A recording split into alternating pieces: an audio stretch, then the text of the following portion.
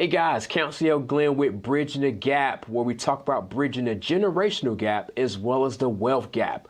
We literally take you step by step and tell you how to bridge that gap from where you are to where you want to be from the aspect of a boomer, somebody that's been there, done that in the Xer. Hope you guys enjoyed the content. Make sure you subscribe to our channel and make sure you hit the bell notification. We want to let you know as soon as we drop something, we want you guys to get it, want you to be first. So make sure you do those two things for us, and we can't wait to drop some more content. Good morning, good afternoon, good evening. Welcome to Bridging the Gap. I'm your host, Council Glenn. Hey guys, William V. Thompson. As always, man, make sure you guys like, share, and subscribe to the channel. We're at episode number 23. And guys, this is going to be explosive. You know, 22 was pretty good on creating money from real estate. We did the low-hanging fruit on renting room. But the young guy going to talk today and tell you guys about 5 or 6 awesome ways that anybody should and could make money in real estate. And the great thing about it is, like we always say, Council, you and I, we don't study to teach this.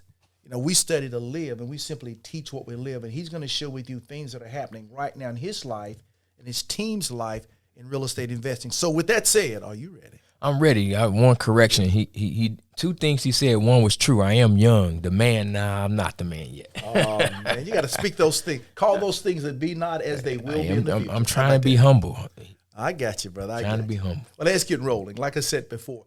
All right, today what I want to look at is just some ways that people should consider making money in real estate. Okay. You know, because there's so much hype out there and everybody's making millions of dollars, so they say, and people don't give you enough to really help you understand how to make money. So I got about 4 or 5 things, or really 5 or 6 things here that I want you to help us understand how and why people are able to make money with real estate. First of all, there's a term called subject to. Now, First of all, is that term still used, and what in the world is subject to? Yeah, that term is still used. Okay. And subject to is when you purchase a property from a homeowner, subject to the mortgage staying in place. Okay. So, Mr. Seller, I want to buy your house, but I want you to keep the mortgage in place. I simply take over the payments. Okay, I got that. And I'll give you X amount of dollars in order to do that. Okay. So let's say you got a owner that's selling the house, and maybe they're out of state or whatever reason they may be behind on their mortgage or just want to get rid of the property. Okay. But they may have a low balance or, a low monthly payment on that mortgage. And it makes financial sense where you can rent it out and cash flow it, or you'll pay it off in X amount of time where you may catch that owner up on his mortgage payments. Like that. And or give them $2,000, $3,000, $5,000 in order to leave the mortgage in place. Okay, I like that. And you simply take over making the payments. Okay. Now, there's a few different exit strategies you can use once you purchase it subject to. But essentially, you're buying the house subject to the current mortgage staying in place. Okay. Now, I hear my wife's voice. Okay, I hear my wife's voice now. I understand, let's say that if I own the house, all right, so if I'm behind and you catch me up, I like that. Right. Okay. You're now going to start making the monthly payments. Correct. I like that. You're going to give me some cash up front. Correct. But I hear my wife's voice saying, what if Council or whomever doesn't make the payment? See, that's a lot of legal trouble I can get into by doing a property subject to and defaulting. Okay. So once you agree to make those terms, once you go to contracting with the attorney, there's a lot of things that are put in place to keep you safe from that happening. And possibly even an escrow account holding a few months' payments. I like that. Okay, good deal. My wife feels better already. Okay. And then tied in there, we'll move on. So then, I understand I have the money. So the loan is still in whose name and who is the deed's name in? How does that work? So the loan is still in your name. My name, okay. You and your wife or you. And when you continue to make good payments, then that still helps my credit. Exactly. I like it, okay. The property is probably, if I know what I'm doing, going to be deeded to my trust. Okay. When I deed it to the trust, the bank doesn't automatically know that it's changed ownership. That makes a lot of sense. And then calling the note due. Okay. By deeding it to a trust, it protects both of us. Yeah. And again, because an attorney is doing it, right, it's legal, it's ethical, because I could have put it in a trust, but because you were the man, then in turn you knew to do it what I didn't know to do it. Exactly. I like that, man. Exactly. I like that. Okay, super. All right. The next one. Old school word talks about bird dogging, but I hear you use the terminology in building your team, driving for dollars. Yep. What in the world is bird dogging, old school, driving for dollars, new school? The way I understand it, bird dogging back in the day was, you get the newspaper, you find an owner that has several properties for rent. Okay, yep, that's how it sounded. Call them up, say, hey, sir, I'll help you find some tenants for these properties. And if I do so, would you give me the first month rent? Okay, good deal. And if you execute successfully, boom, you get that first month rent. That's right, and brother. you get a tenant for the next 11 months or however long the term of the lease is. These days, it's not for rentals, it's more so for buying property. So I have a few people on my team who drive around. They use an app I use called Deal Machine, and they find properties that look distressed. So boarded up windows, blue tarp on the roof, grass taller than you. Tree in the house. Tree in the house. A tree. God, that's wild. Old AC units in the windows. Yeah. Just something that makes it seem like someone's not taking care of this property. And they simply pull up the app, drop a pin, take a picture, it's uploaded. Okay. And so this is just my setup. For every house that they upload that meets my criteria, $1. Okay. That doesn't sound like much. Okay. If I close on said house, I give them 10% of whatever my spread is, up to $1,000. Okay. And just find spread for me. So, for instance, if I'm going to wholesale that property, meaning I get it under contract, I find somebody like you who wants to flip it. Okay. I get under contract for $50. I sell it to you for $60. Okay, gotcha. My spread is the difference between what I have it under contract for and what I sell it to you for. So the 10 grand there. Exactly. Okay. So the person that found that house for me, I would give them 10% of that, up to $1,000. I like it. Okay. So really the dollar per house is just gas money. And they really get paid once we start making transactions. Okay, I like it. Yep. Now, are you currently looking to do this outside of the Carolinas, or basically you're going to just build from there? I'm definitely looking to do it outside of the Carolinas. I just bought a book on virtual wholesaling. Great, okay. It came in yesterday. So I'm definitely looking to develop a team in some very particular areas across the country, but definitely open to that. Well, guys and girls, keep that in mind, and we'll tell you more about that. Because like I said, we're here about helping you change your life. So as we begin to build that infrastructure, I'm sure we're going to first announce it on the podcast, so stay connected. All right. Hey, here's another one that really intrigues me. We talked about it in podcast 22, episode 22, about we had a 4-2 over near A&T State University. Right. We were renting it to a guy who now wants to buy it owner financing. Explain how that looks, because, again, we're looking to do this, and we're not going to require him to go to the bank. So talk to us about doing that and why that makes sense possibly. It makes perfect sense. So if I'm owner financing a property, no credit check. Right, that's right, none. No W-2s, no tax. You're right. It's just based on relationship and what I've developed in a relationship with the seller and what terms we're able to come up with, whether that's a low interest payment, the term of the loan. So based on the price and what we work out on the terms, I may do a 10-year note at 4%, and my payment's $500, but I can take that same house, rent it out for $900. Right. And I'm cash flowing $400 a month, and I'm making my monthly payment without ever going to the bank. Yeah, that's true. And eventually, I'll own that property. Again, I never finance it through a financial institution. Yeah, and that's good because, like in us, we always like to have the cash in our hand. But again, this guy's doing some really good things. So, the house is worth about $130,000 in this crazy market that we're in. But just because it's appreciated so much for us and what he's doing, we're simply going to do it for $100,000. And I think we're charging him like 6.5%. We just wanted $850 a month. Right. And again, $850 a month for 15 years. So the net number is we'll make an extra $55,000. But we'll have a good feeling of doing something good. And because it's owner financing or what's called an installment sale, I can spread the capital gains over a 15-year period.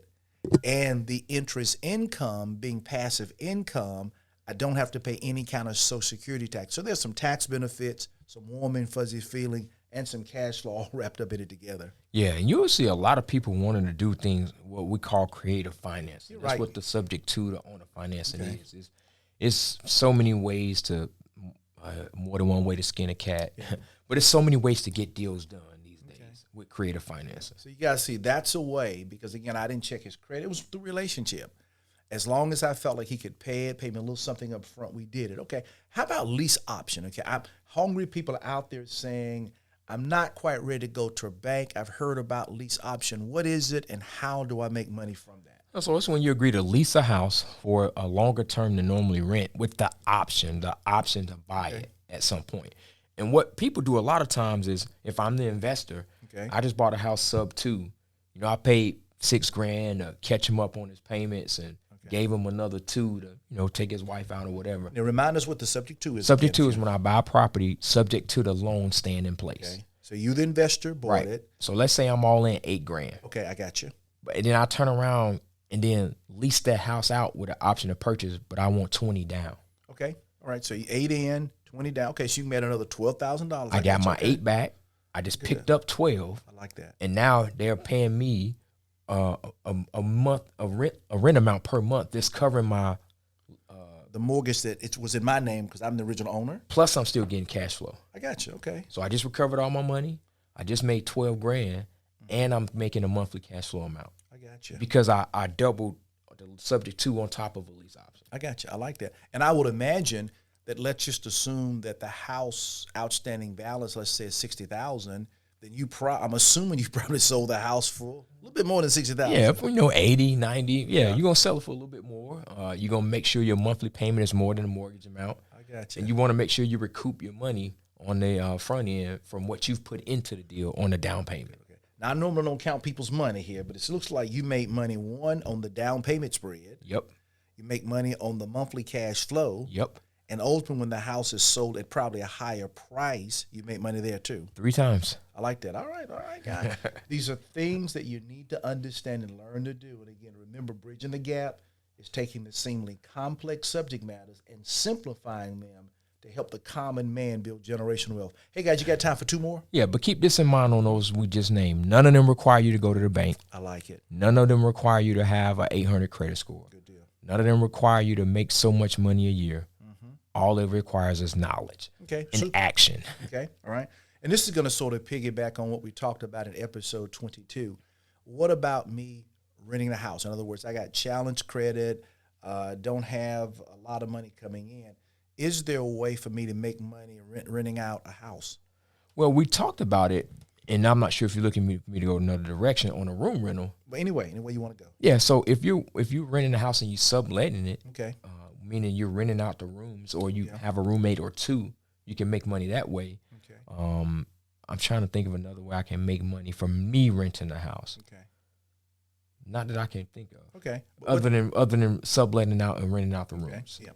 And again, guys, we talked about it more in episode 22, but the bottom line is that's another thing you can do. So again, don't feel like my situation is hopeless. There are possibilities. Okay, man. Let's wrap on this one of your favorite ones. How about wholesaling? What in the world is wholesaling? How do I make money? What do I need? Give me an overview on all that stuff. In a nutshell, wholesaling is me finding a distressed property owner, getting the property under contract at a discount, and then selling that contract. Okay. Or signing my rights to that contract to a cash buyer at a higher price. I like that. So the bigger the spread I create between what I get in a contract for and what I sell it to you for is the money I keep. Okay. So the bigger the spread, the more money I can make. Again, I haven't went to the bank once, haven't had my credit pulled, haven't had a W-2 statement sent in. It's all about me having conversations with distressed property owners and knowing who's buying in my market. I got you. So it sounds like, as I listen to you, there's sort of a progression. If people come in under your coaching, your mentorship, if they can learn how to master driving for dollars, sort of a starting point. And then it sounds like, as you teach and train them, that they may be the ones that go a step further and maybe even negotiate the contract. Correct. And then the possibility that they may sell it to you, make a little bit more money, and then you sell it to the big boys with all the big money. All right. So, so guys, remember, it's a progression. You may start in kindergarten and in elementary school and college, but the ultimate goal is you have to get the foundations. And driving for dollars, to me, seems like an excellent starting point to learn the whole of the matter. Yeah, and it's not it costs you a tank of gas to drive around and find properties. True, yeah. You don't have to go out and buy a list and skip trace them. You know, YouTube has a lot of knowledge out there and a lot of strategies, but one of the cheapest and easiest ways is to just get in the car, pick a neighborhood, drive up and down every block, and find the properties that look like, hey, this abandoned, somebody don't live here, or you know, something is terribly wrong with this house. I got you. Good deal. And those are the ones you want. All right, man. Any closing words? You have it, or no, man? Just you know, like you said, it's a natural progression. I would not start with subject twos first. Yeah, you know, most attorneys, if they're worth their weight in gold, will literally interview you before they even let you do a subject two, just because they want to make sure you know what you're doing. And the way to know what you're doing is to learn about real estate. And the easiest way is to start with wholesale. Start with driving dollars. Start having conversations with owners. Start having conversations with people who are doing it. Excellent. Including attorneys, to know what documents you need and what things you need to have in place in order to wholesale, sub to, lease to purchase options. Start to gain that knowledge while taking action. All right, good deal. Remember, guys, we've said many times over that a formal education makes your living, an informal education makes your fortune. And remember, make sure you like and share. Like and share. And subscribe. Don't forget that also. And pass the word. Again, I'm William V. Thompson. Council Glenn. Good day to you guys.